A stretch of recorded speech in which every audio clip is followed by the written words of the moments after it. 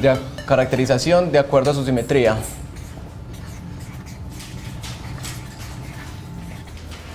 Entonces, lo primero es que algunas funciones, la gráfica de algunas funciones puede ser simétrica respecto al eje vertical. Por eso me refiero a lo siguiente. Aquí tengo la variable independiente, aquí tengo una función f, de manera que lo que sea que haga a este lado, lo repite a este lado. Una función así se dice simétrica alrededor del eje vertical. Simétrica respecto al eje vertical. ¿Cómo se escribe en una ecuación esa propiedad? Vamos a escribir esa propiedad según una ecuación, ¿listo? Vamos a escribirla de manera algebraica. Entonces, ¿qué es lo que está diciendo esta propiedad? Que si yo aquí tengo un x cualquiera y miro su espejo correspondiente respecto al eje vertical, que es menos x, los valores de la función deben ser los mismos, ¿cierto? Entonces esta propiedad se escribe así, es decir, f de x debe ser igual a f de menos x para todo x en el dominio de f. Las funciones que satisfacen esta propiedad se llaman funciones pares. Eso es equivalente a decir que f es una función par. Lo otro que puede pasar es que uno sea simétrico respecto al origen. Noten que una función no puede ser simétrica respecto al eje horizontal. Las funciones no pueden ser simétricas respecto al eje horizontal, ¿cierto que no? Porque ¿eso qué significaría? Exacto, no sería una función, porque en ese caso lo que yo tengo es dos variables relacionadas donde por alguna razón lo que pase acá pasa a este lado también. Y si eso es cierto, esa gráfica no pasa el test de la recta vertical y no sería función. Hay una sola excepción de una función que es simétrica respecto al eje horizontal. ¿Cuál será? Hay una sola excepción, excepto por la función f de x igual a 0. Es trivialmente simétrica alrededor del eje horizontal, ¿cierto? De resto no hay. Lo que sí puede pasar es que una función sea simétrica respecto al origen. Y por eso me refiero a la siguiente situación. Me refiero a una función que hace lo siguiente. Una función cuya gráfica hace lo siguiente, que lo que sea que pase acá, pasa de manera simétrica acá. Sí, es simétrica respecto al origen. ¿Cómo puedo escribir esta condición de manera algebraica? ¿Qué es lo que está diciendo?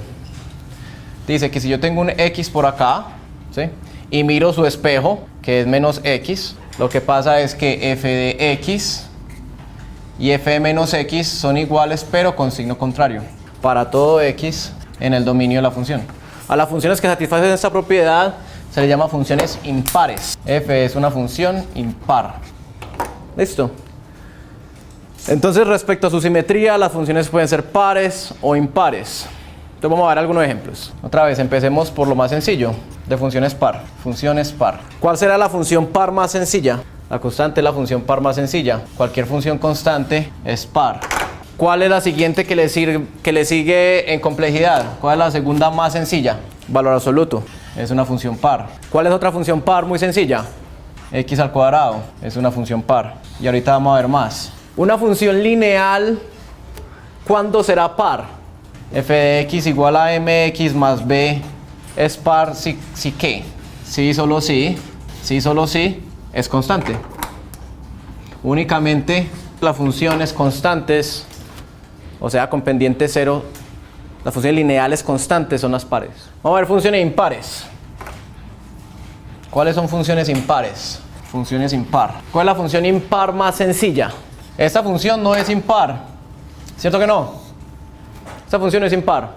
Ahora, ¿alguna función constante que sea impar? Sí. Esta es impar. Y es par. De hecho, es la única función que es par e impar. F de x igual a 0 es una función impar. También es par. ¿Cuál es otra función impar que vimos? Muy importante. La función identidad. La función identidad es impar. ¿Cuál otra función es impar? Por ejemplo, no x al cuadrado, sino x al cubo, que es así, es impar. De una vez, y la graficamos.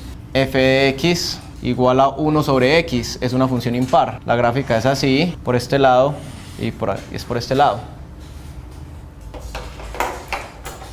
Miremos y verá. Cogamos f de x igual a 1 sobre x y vamos a evaluar la definición. ¿Listo? Entonces, sea x diferente de 0, calculo cuánto vale f de menos x. F de menos x es 1 sobre menos x, que es lo mismo que menos 1 sobre x, que es lo mismo que menos f de x. ¿Sí? Entonces es impar. Las funciones lineales eran impares. ¿Habrá funciones lineales impares? Sí. F de x igual a mx más b es impar si qué. Si y solo si b es igual a 0. ¿Cierto? Porque si yo tengo, si f de x es igual a m por x, entonces calculo f de menos x es m por menos x, que es lo mismo que menos mx, que es lo mismo que menos f de x. O sea que es impar. Entonces las funciones lineales que pasan por el origen son impares. Las funciones lineales que son constantes son pares. Hagamos otro ejemplo. Un ejemplo más interesante. La clase pasada vimos funciones dadas por tramos. Vamos a hacer un ejemplo con una función dada por tramos. Consideremos la función f mayúscula de x y dada por tramos así. X por 1 menos x si x es menor o igual que 0. Y x por 1 más x si x es mayor que 0. La pregunta es f par, impar o ninguna? Entonces lo que uno tiene que averiguar es si se cumple una de estas dos ecuaciones o ninguna.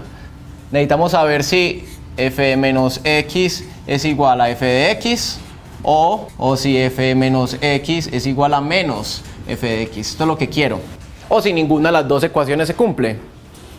Y esas ecuaciones se deben cumplir para todo x en el dominio de f, que son todos los reales. Entonces en ambos casos lo que hay que evaluar es cuánto vale f de menos x. Y mirar qué da. Entonces vamos a hacer eso. Vamos a calcular f de menos x. Para calcular f de menos x, lo único que hago es reemplazar x por menos x en todas partes. ¿Sí? Entonces voy a hacer eso. F de menos x es menos x que multiplica a 1 menos menos x. Me queda más x. Si menos x es menor o igual que 0. En el segundo renglón reemplazo menos x. Me queda menos x por 1 más menos x, que me queda menos x en caso de que menos x sea positivo. Reemplacé x por menos x en todas partes donde aparecía x. ¿Eso cuánto da? Eso da menos x por 1 más x. Si menos x es menor o igual que 0, multiplique por menos 1 a ambos lados, quiere decir que x es mayor o igual que 0. Multiplica por menos 1 a ambos lados, se voltea la desigualdad. Y abajo me queda menos x por 1 menos x. Y si menos x es estrictamente mayor que 0, eso únicamente pasa si x es estrictamente menor que 0. Vamos a escribirla en el orden que es. Eso es menos x por 1 menos x. Voy a escribir el primer renglón primero porque es en el orden que debe ser. Menos x por 1 más x si x es mayor o igual que 0. ¿Listo? Entonces, ¿eso cómo se compara con la función original? Esta encontramos que era f de menos x. La función original que me dieron era la siguiente. La voy a volver a copiar acá. F de x igual a x por 1 menos x si x era menor o igual que 0, y x por 1 más x si x era mayor que 0. ¿Cómo se comparan estas dos? Una es menos la otra, ¿o no?